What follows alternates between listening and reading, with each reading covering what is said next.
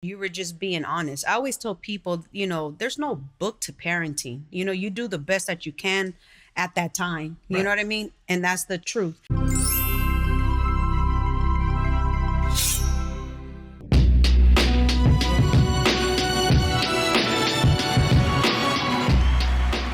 Hey everyone, this is Raina Carrillo with Purpose and Passion. You already know I'm about educating, empowering, and teaching awareness. And today we have Jesse Aguayo. He's an advocate for suicide prevention and anti-bullying, and also the founder of Westside Four Corners Boxing Club. But before I say, hey, welcome, I wanted to share that today is International Women's Day, and I want to give a huge shout out to my Aunt Marcy Carrillo. Whoop, whoop. Whoop, whoop.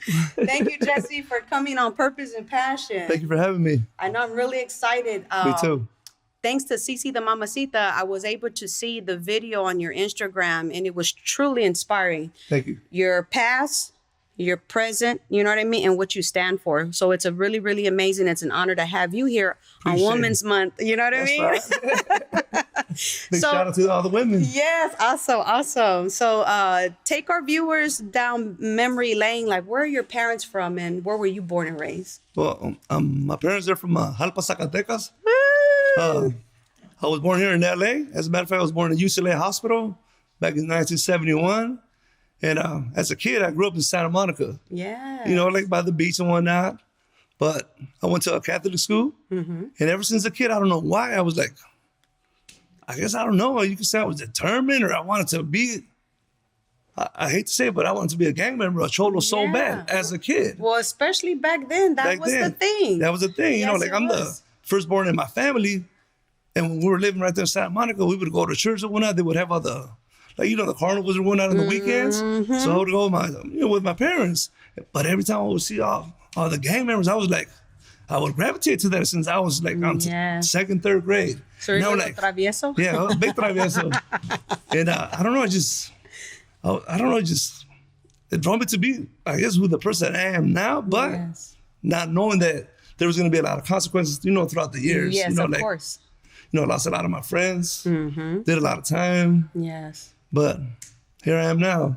Well, so since we're talking about the nitty gritty of it now, I would like for you to tell the viewers, how did you go about, you talk about you were gravitating to that, that lifestyle, that culture, and, from a very early age. Yes. So did you join, your neighborhood in junior high or high school? And how did that happen? You know what I mean? What happened was, I think when I was about 11 years old, we ended up moving back to Mexico. Because I guess my dad started having that feeling that I don't want my son to be from no gang. Yes. So I'm going to take you back to the motherland. Yeah. So you can, change up a bit or whatnot. Yes. So we went back to Zacatecas. We were out there for about about 3 years. I was 10, 11 years old. Didn't come back till I was 13 years old. Wow. But when I came back, we didn't move back to Santa Monica. We moved right into Venice, to the heart of my neighborhood. And by then, all my cousins lived on the block. They were already gang banging. Was that in the 80s? Or the 90s? No, mid 80s, 85, 86. That's when it was, to me, the 80s, my family, I grew up differently, right? Right. So I'm considered second generation. So, my mom was from 18, my dad was from Lenox, and I grew up with those type of parents, right? It was different. It wasn't like when I went over my friend's house, they had Mexican parents with the cowboy hats, the cowboy boots. Like my parents, straight biceps. And then my mom had feathers, and they were like, damn, mom look good. OG. And then Pop's full of tattoos, and back in the days, they had the vest with the tie and the slacks and the Stacey Adams. Oh, man. So I grew up like that. So, when I think about the 80s, I think about the good old days, like when it was just there was issues and consequences with issues and the street gang in the 80s, but it wasn't that bad like the 90s. Because you were able to resolve it by going head on, from the shoulders. And now we live in a time where people are so scared to get their butt whooped that they just pull out a gun and shoot you. You know what I mean? And so they won't hesitate whether you're with your family or not. Yeah, exactly. And back then, at least we had more, principles and morals. If you see one of your enemies and they were with their family, then you give them a pass. Yeah. So the They won't do, 80s. hey, they won't do that shit no more. I mean, Oh, she's my yeah. friends, No, you no, know. no. But, It's okay. It's okay. but you know, it's not like that no more. But like I said, when I came back from Mexico, we moved in right in the hood. Yeah. And then after that, I went to Mark Twain Junior High, started running around with, you know, all the homies and stuff. Yeah. And slowly but surely started getting involved, you know, like started like, you could say it started being part of something. Yes. But something that I really wanted to be part of all along since I was a kid. Yeah. So after that, little by little, like the people that I grew up with in Santa Monica, they didn't like the fact that I was on this side, not this side. So I started having, you know, like big issues. Yes. Started getting jumped, whatnot, shot at. And then after that, I said, you know what? Might as well. Might as well. And I went full force. And, Yeah. but then after that, after so many years, like you start getting involved with drugs, gang banging in and out, stealing cars, whatnot. Yes. And then I had my son, rest in peace, passed away from suicide. Yeah. I was 17 and a half, almost 18 Okay. when I had my son. Oh, wow. You were a teenager. Yeah. Oh, wow. Yeah, and he was born in October 29, 1989. Yes. So like that was the happiest day of my life, you know, like having a baby, you know, but I was still a kid. Yes. But unfortunately, I was still young and I had my priorities all messed up. You know what I mean? Like, Yeah. Like, not to say I didn't love my son or my ex or You whatnot. were still young. I was still young. I was Yeah. just more dedicated to the streets, to the cause. Yes. It was just, I don't know, it was just hard to explain, but it felt like a magnet. Even though I was trying to do good within me, Yes. but something kept on like pulling me back. Yeah. 'Cause, you know, once you're part of that, like, I don't know, just like a cycle, you could say. Yeah. Like a spiral you can't, you know, get away from. Yeah. I And, like, just- understand, yes. And after that, I was just getting deeper and deeper in the game. And then slowly but surely, you know, like I started going to prison, in and out of prison, doing violations, whatnot. Yeah. So my son started growing up, seeing everything. Yes. So I blame myself that you could say that I was a bad influence, you know, exposed him to that lifestyle, and he followed in my footsteps, unfortunately. Yeah. So he started doing the same thing, Yes. out there gang banging and whatnot. Yeah. And then he ended up getting stabbed when he was like 14, 15 years old. Yeah. Almost died on me, so that was the worst. I thought it was the worst. So then, you know, when you look at your lifestyle and your son is following your steps in the gang sector, you know, was there like that dad and son conversation? You know what I mean? Did you have that conversation? Like, if you join a neighborhood, you know, this is what can happen, or, you know. Absolutely. As a matter of fact, I did. I had told them from day one, because I started hearing from different people, oh, your son's trying to gangbang, he's claiming the hood. Yeah. I'm like, ain't nobody gonna jump my son into my neighborhood, you know? Yes. If anything, it'll be me, you know? Uh-huh. Yes. And No, put it to him. I hear you. I put it to him, you know, I put the cards on the Yeah. table. It's like this, son, like, because he was a very good handball player. He was a champion, U.S. national champion when he was 11 and 13. And he was real good at baseball. Yes. So anyways, I told him, like, I started hearing that he was out to run around. Oh, I seen your son over here at 2, 3 in the morning. I'm like, huh? What? I'm like, Yeah. what? He was only like 12, 13 years old. I'm like my Yeah. grandson's age. So I'm like, but then again, he was running around a lot of my cousins because I Yes, have a 'cause the big family family. from my neighborhood. So Yeah. he said, well, I'm with my tios, I'm with my primos. So he would try to justify that, you know, just by telling me I'm Yes. with family members, but they're up to no good though, you know? Yeah. So anyways, to make the long story short, I told him, I said, this is how it is. You want to be from the neighborhood? It's like, I don't want you to even follow my footsteps because you're not Yes. going to get nothing out of it. But if you're going to go that route, you better go full force. Yes. You're going to be half-stepping or writing on nobody's reputation. Yes. And I mean, maybe kind of like, I regret telling him that because But he ended up telling everybody, oh, I don't need my uncle's, I don't need my dad's reputation. I'm going to make my own reputation. And he just started like really going full force. Yeah. And I don't want to put too much detail out there. No, But but he was I out there like, understand. he was like, because it's kind of like fully committed to the it's streets. like challenging their manhood. He's a youngster, right? He knows his pops, and you were just being honest. I always tell people, you know, there's no book to parenting. You know, you do the best that you can at that time. You know what I mean? And that's the truth. Because I remember my parents would tell me, like, if you go fight and you come back and you lost, I'm a win too. yeah. So it's like, No, you better that's do how we round rock. 2, round 3 until Exactly. you win. So, you know, I always tell people there's no, you know, we come from different cultures and different communities, and there's no, you know, parent guide to tell you if you're wrong or right. You just go within what you know in your heart. And so as so I want to go back a little bit. So when he wasn't a gang member, what got Triggered him him yes to join? Like before he joined, he got stabbed. Okay, so that was the He trigger. got stabbed 5 times. Almost died on me. Oh boy. And then so when he was in the hospital, he had tubes and everything. Yes. And literally almost like by a hair, he almost passed away. And he was in the hospital, like I said, 2 months. I was there every day, every night. I would go take a shower, come back with him 24/7. And he's like, Dad. And everybody knows I'm a very patient person. Yes. So like, I've never heard you complain once since you've been here. I'm like, why would I? Like I had like something came upon me, like I was just so relaxed, I was with him like, man, you're my baby. Like, I'm going to be here for you. You know, like I would have to help him get up, take him to the bathroom one night. And he had tubes everywhere.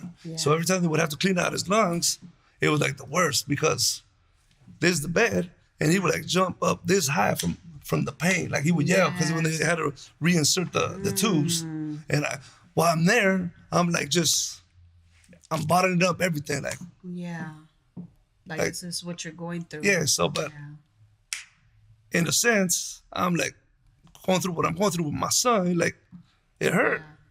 But at the same time, I'm thinking evil thoughts.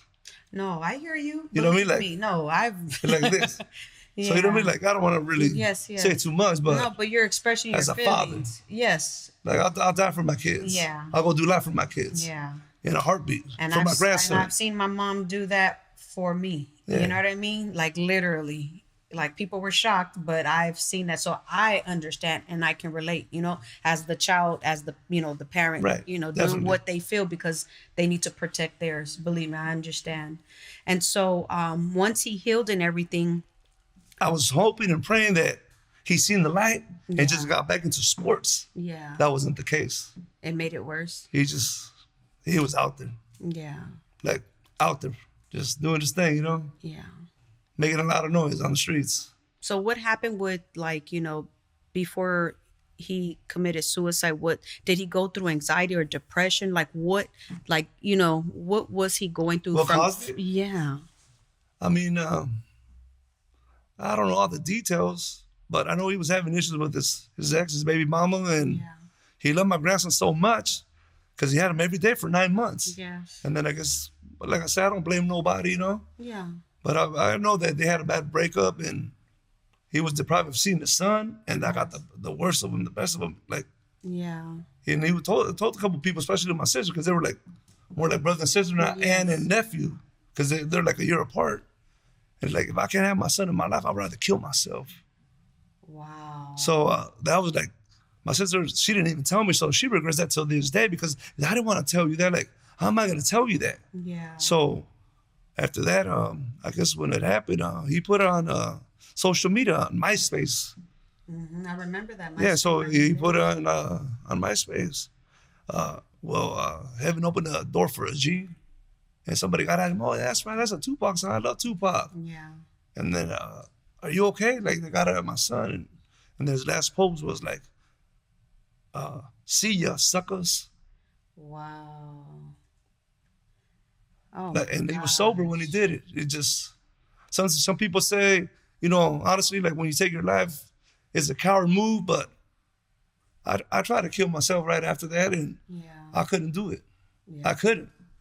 It takes a lot for you to. No, it does. It takes a lot of. Who knows what he was going through inside? You know, like whatever emotions he was feeling or whatever pain he was feeling. Like, I don't know that pain, but I know that I couldn't do it. And I was hearing voices, like, I know it was the devil speaking in my ear, like, and he did it sober. Wow. So when you got the news, like, you know, how did you feel? How did I react? Yeah. The worst feeling?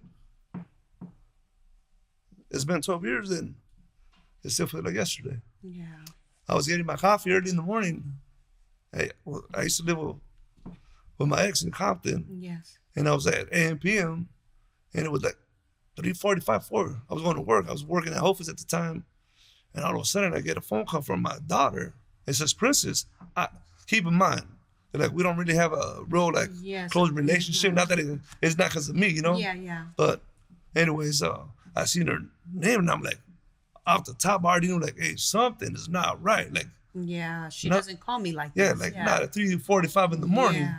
So I'm thinking like, oh hell, I started getting goosebumps. Now I'm like, man, I'm gonna go home, go get my thing, and like do what I gotta do. You know what I mean? And it wasn't her, but I heard someone crying, and it was my baby mama. And I'm like, hello, who's this? I'm like, mija, what happened? Talk to me, like, what happened? It's not Stephanie, it's Christina. Oh wow. And I'm like, why are you calling me? Yeah. Like, I didn't really want to face the music, or you know what I mean, like. But you had that intuition feeling with the as a parent, like, yeah. I know this is not right. And she started crying, like, he's Michael's no longer with us. He's no longer with us. And I'm like, what you mean? Like, he's no longer with us. I'm like, I'm thinking in my head, I was hoping that he got busted with the gun. So, what? He got busted with the gun? Because after that, he was always heated. Yeah. You're like, is he in jail? Is he going to the counter? Or what happened? He's, oh no, he took his life. Wow. Man. So. And after that, we thought, honestly, like, because everybody knew my son was strong, Yeah. He helped out a lot of people. He stood up for a lot of people that couldn't defend themselves. That was his MO, like, to this day. Yeah. A lot of different, like, random kids reach out to me. Oh, I knew your son. He looked out for me. I had no friends when I was growing up in Venice, but he always stood up for me or showed me a lot of love, or he would always defend a lot of people. That was who he was. Yes. He's like, oh, come fuck with me, like, don't mess with them because they can't defend themselves. I'm right here, like, come see me. Yeah, like, yeah. He was definitely a person and like with the elders, protected those that couldn't protect themselves. Period. Everybody knows that. So after that, I didn't think that he had committed suicide. Like, it was unheard of. Like, he never spoke of suicide ever. Yeah. And to me, I mean, no disrespect to nobody, but I'm like thinking in my head, that doesn't really happen in Latino families. That's more like, like, yeah, I know what you mean. Other suburb areas and other races, like, it doesn't happen. But us, like, we don't do that, like. But our people. I was very naive, at the time. Our people do. Now you see it more. It's more frequent now. More behind cyber bullying and just whatever the case may be. Now it's like times are so hard, so different. It is, because when I was growing up in the 80s and in elementary, when I got bullied, I didn't even think of killing myself. You know what I mean? Right. I knew that I had to fight. I had to stand, or when people would talk, because obviously I wasn't Mexican enough, so they would be like, I remember the first Valentine's as a kid. I don't know if I was in the second grade or third grade, but I remember asking this guy named Hector, like, can you be my Valentine's? And he's like, no. So of course, as a being a kid, I'm like, well, why? Why not? And he was like, because you're too black. And I looked at him and I was so hurt that I went straight to the bathroom and cried. And then I started to have identity crisis. Like, okay, I know like my mother's half Mexican, half Creole, and I know my dad's all Mexican, but I feel I look like my family, you know what I mean? And it made me have insecurities, right? Not saying that black is ugly, because black is beautiful, definitely. But he made me feel like being mixed black was ugly. So I'm like, well, what's wrong with me? Like, what was wrong with me? Want it. Yes.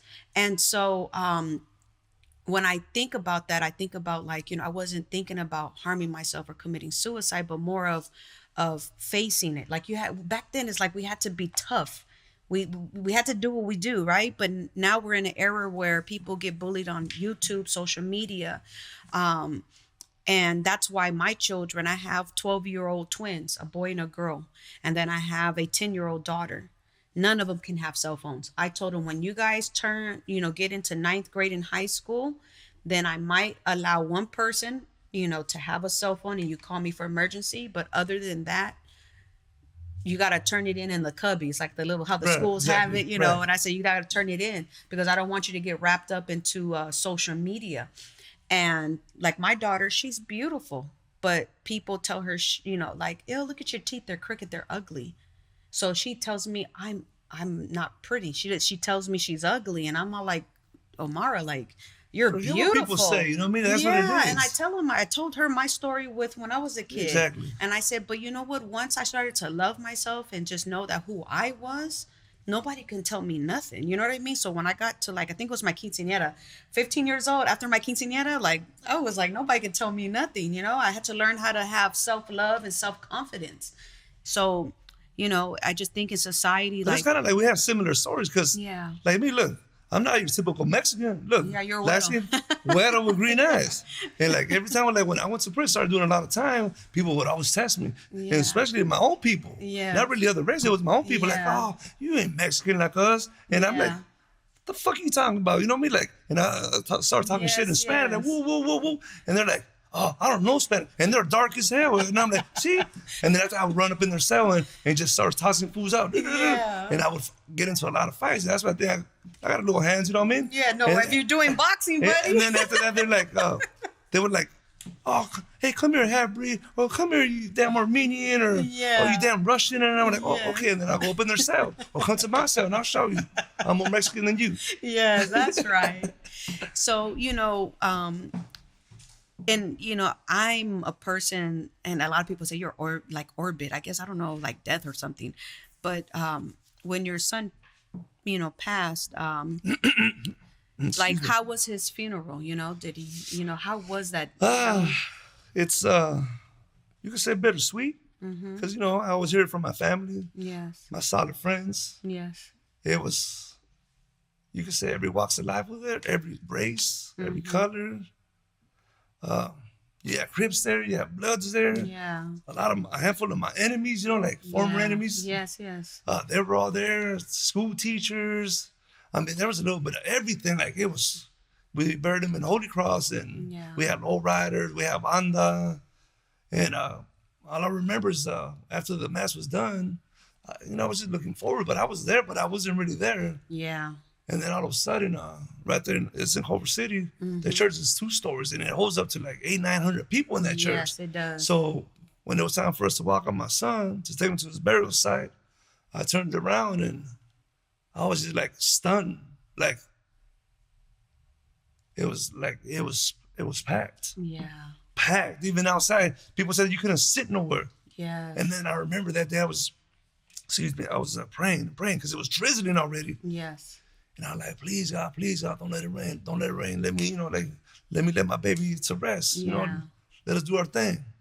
And then as soon as we got to his gravesite, boom, the sun came out. It was just like bright. Yes. So, you know, we did the whole thing, the burial thing. And as soon as we put him down, it came down. It was like dogs and cats all night. In our Creole culture, they say, you know, in our Creole culture, they say when it's a funeral and it rains,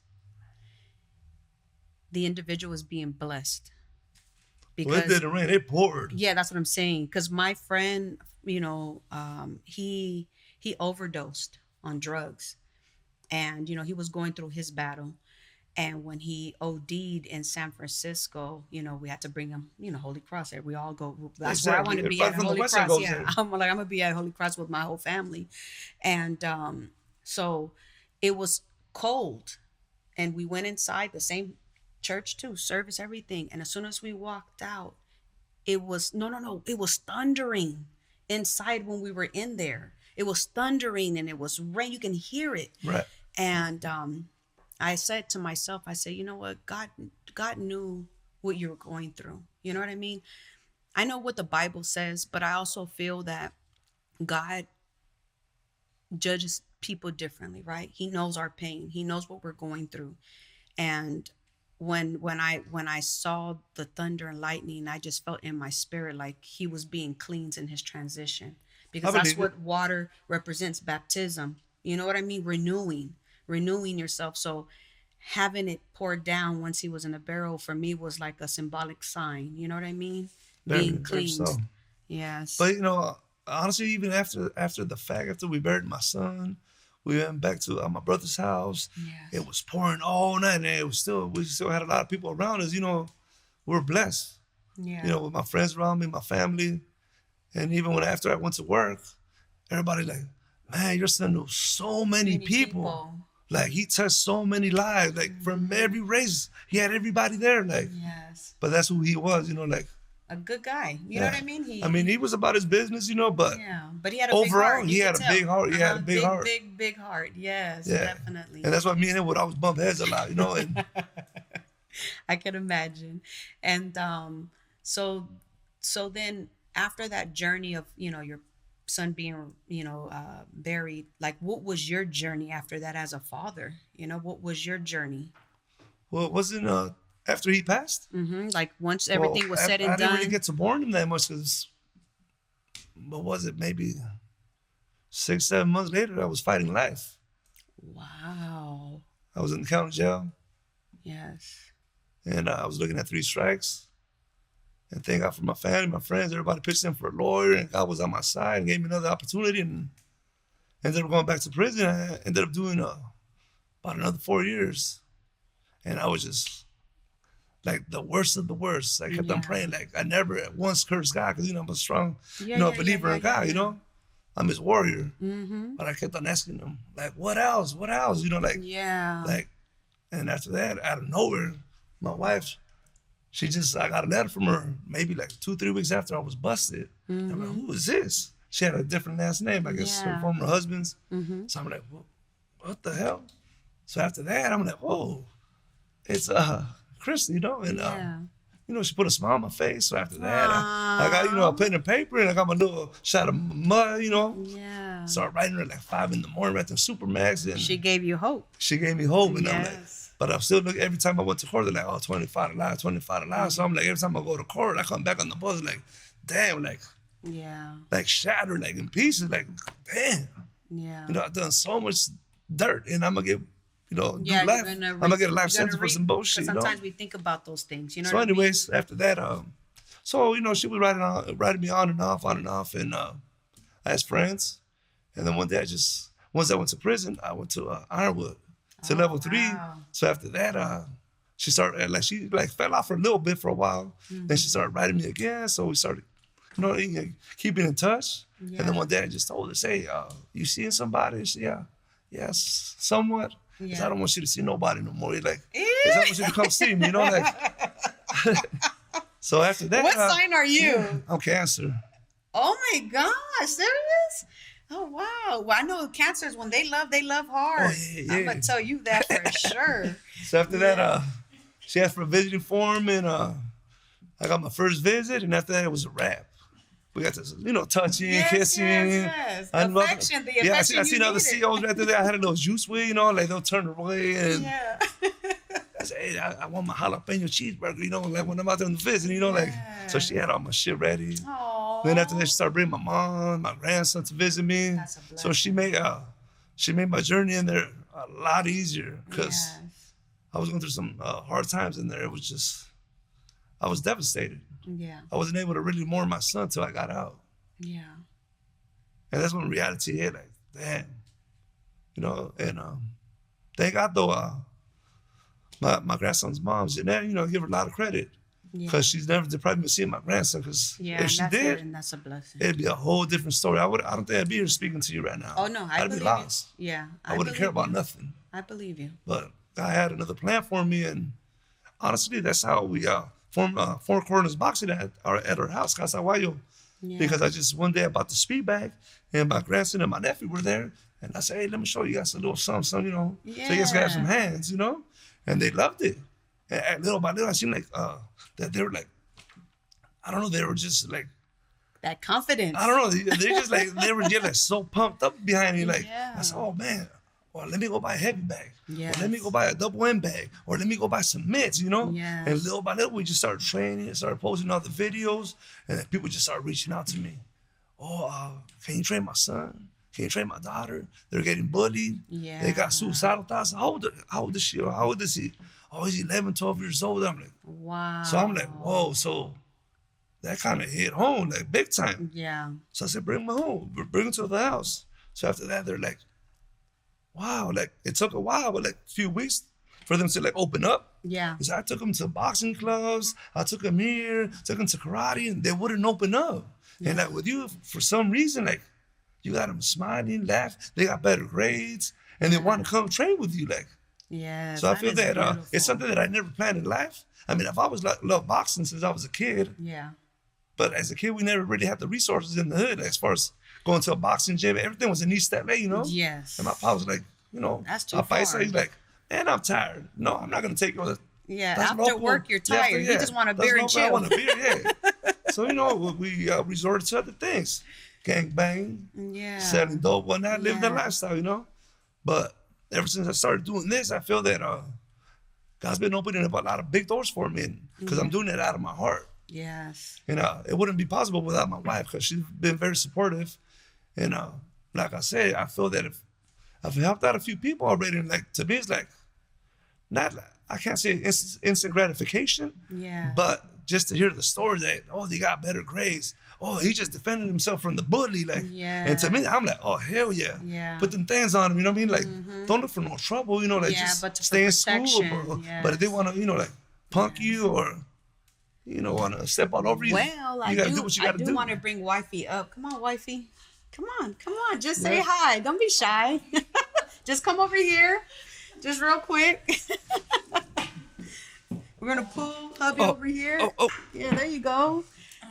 There she is. All right. So we got wifey in the building. Hello. And it's such a blessing just My ride or die. Yes. And it's a blessing to see, you know, that Jesse had his wife to inspire him, you know, to be there. Every man, strong man needs a good woman behind him. And that's why I wanted to bring you up. So I just wanted to say, I commend you for being an amazing She's wife. a great woman. Thank you so much. And beautiful. Look at her. Yeah. Chiquita. But thank you. I just wanted to, you know, give you a shout out. Thank you so much. Okay, I appreciate you. Peace. So we're doing it different today, but I did definitely, you know, wanted to acknowledge, you know, her, because when you're sharing your story, that's a beautiful thing for me. You know what I mean? Because you go through your journey and, you know, she brings you hope. You guys get married, you know what I mean? And the letters, that what I was looking forward to, especially on like the 3-day holiday, it would make the whole weekend go by so slow. And then I was part of that hunger strike that took place in California. I believe it was in 2014. And we didn't get to eat. A lot of us didn't get to eat for 9 days. Wow. All for the cause. And I'd rather not say too much, but it's all for the cause. And they got great results behind it. A lot of people are back on the main line after being in the shoe for 35, 40 years. Oh, Lord. Inhumane, you know, just for being able to a certain person or whatnot, you know, being part of something. But we did it, and like I said, if it wasn't for her letters and stuff, and her being there, it'd be way hard for me to like cope with, you know. Yes. But and then long packages and all that, so I'm like, oh hell yeah, we did long wet burritos, you know. Oh my God, that is so funny. But I tell you one thing, you know, now that I'm getting, you know, my feet wet in politics, you know, I want to definitely help with the prison reform. You know, I really do. I know a lot of people that are locked up in Ironwood, Folsom, what's that other one? Pelican, whatever. The Pelican Bay. Yeah, like just Helipad, all that. Chino, like everywhere, like all kind of places. And I remember one time I went to go visit some, you know, guy I was dating, and I waved and I laughed because I knew the Bloods, the Crips, and the Essays. And then the dude I was dating was like, dang, you like Miss America. You knew everybody. And I said, I got a good heart and good reputation. So I know a lot of people. I'm good with people. You know what I mean? So it just makes me laugh when I think about those, you know, those days of being Miss America, waving at everybody, showing them love. You know what I mean? Exactly. But how can our viewers, you know, find you on social media so then they can reach out to you, you know, if they want to hit me up on Instagram. I'm under Coach _Big Rebs. All right. Okay. Yeah, just reach out to me, you know, we can talk or whatnot, you know. Our doors are open, and like I said, if I can help out a kid or two or as many as I can help, I mean, I'm already winning, you know. I'm just trying to give back, you know. Yeah, that's a blessing. I just want to bring light to the kids and show them a different outlet in life. Yes, that they. It's not just about the streets, because especially this generation, they don't know about gangbanging. We grew up in that era when it was real gangbanging. Yeah, they're gangbanging. And there was principles and morals, and that's what set us apart from everybody else. Yes. Now, just because you carry a pistol, you think you're a big guy. You don't know nothing. Once you get busted, you will find somebody. Believe that. Yeah. Because you could be the biggest, baddest dude that's whooping on everybody. but you ain't gonna win. Believe that. Yeah, man. Because the cause in there, it's a whole different ball game. Yeah, it's a whole different ball game. So what would you tell the youth, especially the young men about, not gang banging, not going to prison and trying to, do something better in life? You know what I mean? I mean, like I told my son, there's a lot better things to do in life. Mm-hmm. But all that, like, at the end of the day, when you're gang banging, in the beginning, it's all fun because I love gang banging. Yes. I'm not gonna lie. Yes. I ain't gonna sugarcoat nothing. I like how you're raw and authentic. Yeah, so I was out there. I love gaming since I was a kid. Like I said, I was a little kid. I was an altar boy. I'm like, I'm gonna be a cholo when I grow up. Watch. And an altar boy. Yeah, I was an altar boy. Oh my gosh. For real, I used to love being an altar boy. Yeah, thank God nothing happened, but that's a different story. But that's gonna be part 2 to our interview. But anyways, it's not even worth it. Yeah. Because the only ones that are gonna suffer is your family, your loved ones, and you as well. Because all you can do is just sit up in the cell. Yeah. Because like I said, you could be able to put in all the work you want, but once you go in there, believe me, it's over with. It's not what you say; it's what them people say. Yeah. That's it. Yes. And so, like I said, after a few years of being in the hole, in the shoe, after 5 years, 10 years, 15 years, that shit ain't fun no more. Yeah. But there's a bigger purpose in life, and enjoy life while you can. Like go to the mountains, go to the beach, or travel some, get away from the hood, because I was stuck in the hood for a long time, and that's all I knew. That's all I wanted to know. Yeah. Because it was like we love that shit. Yeah. We were out there in the park 24/7, in the hood 24/7. But as you get older, you come to realize that there's something better than that. Yeah. Especially like I would tell my wife, hey, send me books with like National Geographic and stuff to see different stuff. Oh my God, that was my pastor. My pastor told me that he would put it all in his wall so he can manifest it. You know what I mean? Like, take pictures of your Christmas tree, and I would put it up on my wall, and everybody would go by my cell like, your cell looks so comfy. I'm like, your shit's dirty as hell. Like, Pakistan is as a mother, but us as Southern Mexicans, we have rules, and you're gonna abide by them. Yes. And like everybody in there is more militant. Like, yes, your shit has to be spick and span. You know what I mean? Like, but anyways, I would hook up myself. Like, hell no, like I'm doing time. I ain't gonna let time do me. You know what I mean? Yes, definitely. But at the end of the day, just pursue your dreams. Yes. Whether it's sports, whether it's singing, whether you want to be a doctor or whatnot, you're gonna get a better joy out of that at the end of the day. I agree. Because like I said, you could be the biggest killer in the world, but you're gonna end up in the back and be miserable for the rest of your life. That's it. Yes. Thank you so much for enlightening. Thank you for having us. Thank you for enlightening us on purpose and passion. I also was wearing, my husband got this made for me. My comadre, Josefa Selena, she passed in November. Rest in peace. And, it's Women's Month, and I just want to, recognize one of those mentors and comadres that is so important in my life. She's no longer here, but I know she's here spiritually. And I just wanted to give a huge shout out to Josefa Salinas. I love you.